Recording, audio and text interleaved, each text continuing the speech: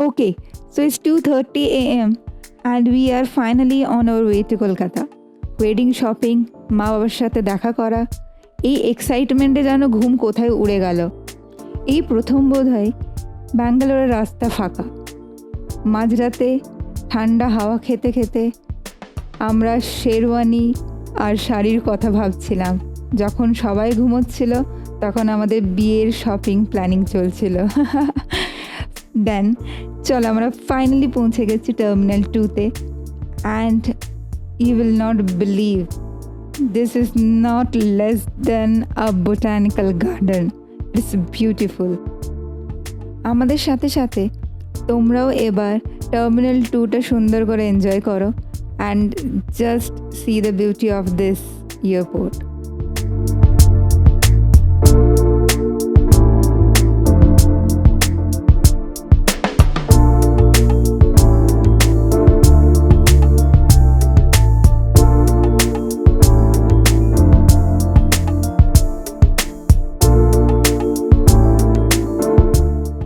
Here we are, more excited to go home and explore this beautiful airport. ভীষণ সুন্দর এই এয়ারপোর্টটা। আমরা তো প্রচুর ফটোজ আর ভিডিওস তুলেছি। এখন কলকাতা পৌঁছলই না আর তাতেই আমাদের নাকি gallery almost full. Check in done and আমরা চললাম সিকিউরিটি চেক ইনের দিকে। এই জায়গাটা এত সুন্দর যে এখানে দাঁড়িয়ে সবাই ফটোজ ভিডিওস তুলছিল। তো আমরাও আর বাকি থাকলাম না, আমরাও তুললাম। আর সামনে একটা ছোট্ট ওয়াটারফল মতো করেছে, বেশ ভালো।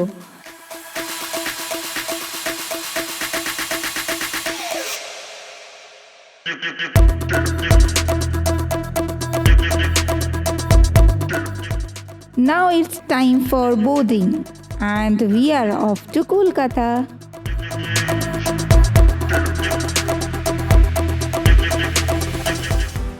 Yay! Finally we reached Kolkata safely. আলাদাই এক্সাইটমেন্ট আমাদের দুজনের। ভীষণ ভীষণ খুশি ছিলাম। ফ্লাইট একটু ডিলে ছিল, বাট হু কেয়ার্স।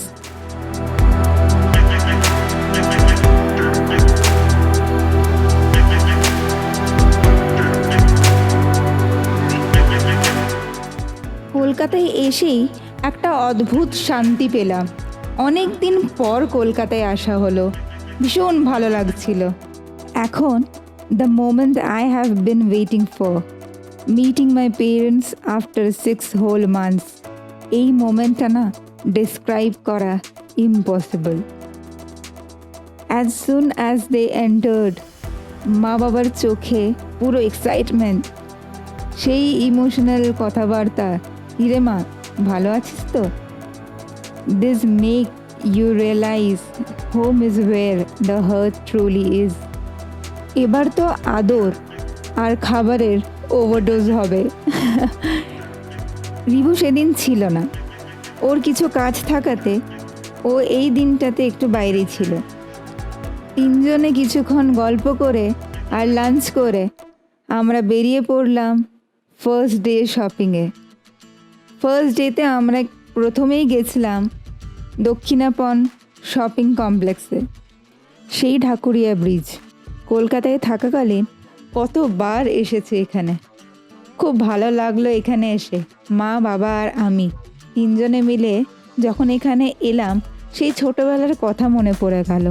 সেই পুজোর সময় যখন বায়না ধরতাম যে চলো জামা কিনে দেবে, সেই ছোটোবেলার কথাগুলো খুব মনে পড়ছিল। দক্ষিণাপনে এসে বাবার সাথে কিছু গল্প করতে করতে আমি পুরো মলটা ঘুরে দেখছিলাম। এখানে বেশ ভালো ভালো কয়েকটা শাড়ির দোকান আছে, হাতের কাজ করা ভীষণ সুন্দর সুন্দর ফ্লাওয়ার ভেস অ্যান্ড আলাদা আলাদা জিনিস আছে, অনেক রকম কুর্তি, নাইট ড্রেস। বাট আমরা কি থেকে শুরু করব কিছুই বুঝতে পারছিলাম না, তাই আমরা প্রথমে পুরো মলটা জাস্ট ঘুরে দেখলাম।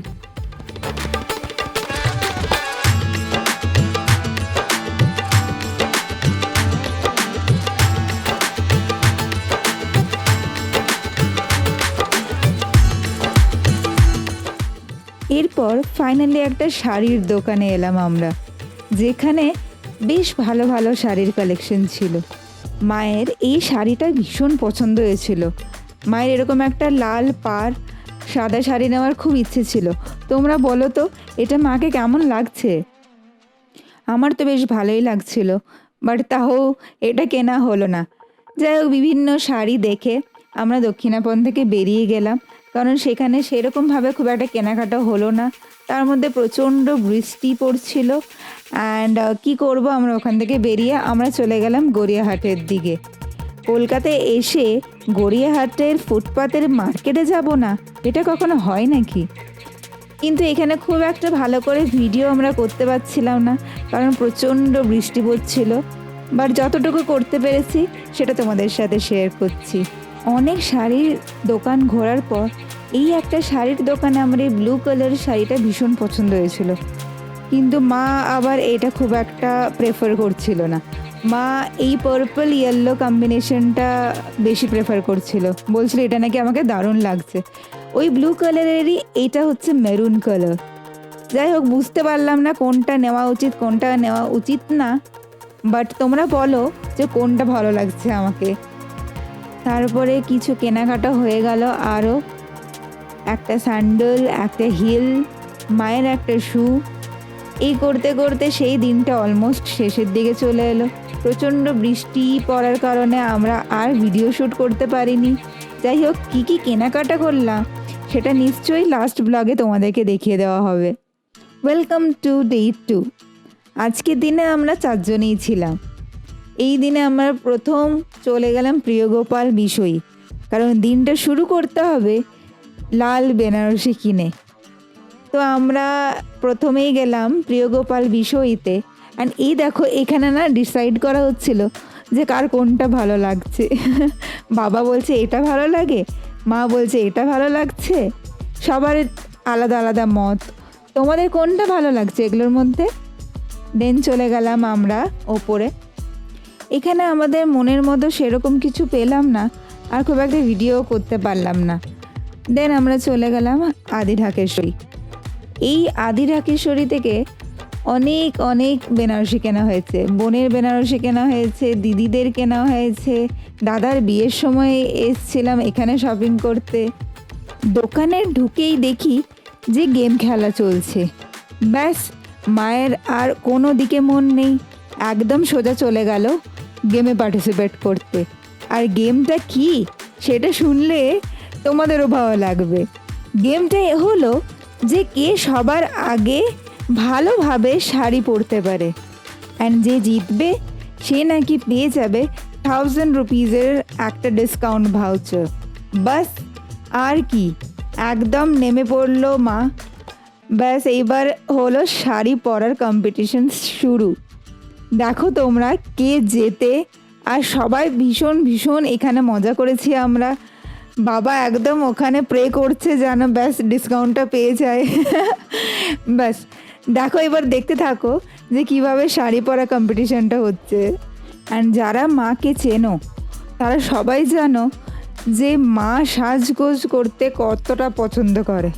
তো ব্যাস, মাকে কি কেউ আর হারাতে পারে?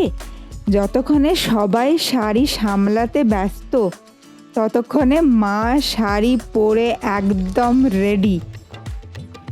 নিজেকে আয়নে একটু দেখে নিল। ব্যাস, তারপর কি সবাই ইমপ্রেসড অ্যান্ড মা উইনার। তো আমরা জিতে গেলাম 1000 রুপিজের একটা ডিসকাউন্ট ভাউচার। আমরা তো ভীষণ খুশি।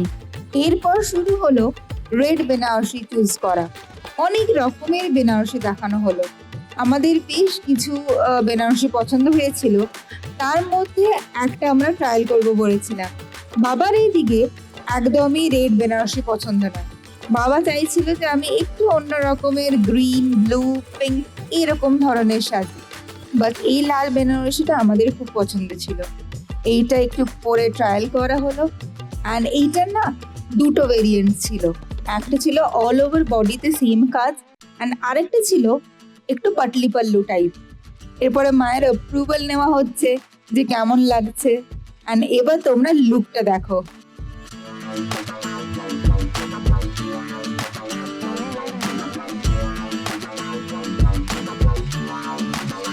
বিয়ে শাড়ির চয়েস করার পরে হঠাৎ করে দেখি পুরুষদের জন্য নাকি একটা মজার খেলা শুরু হলো।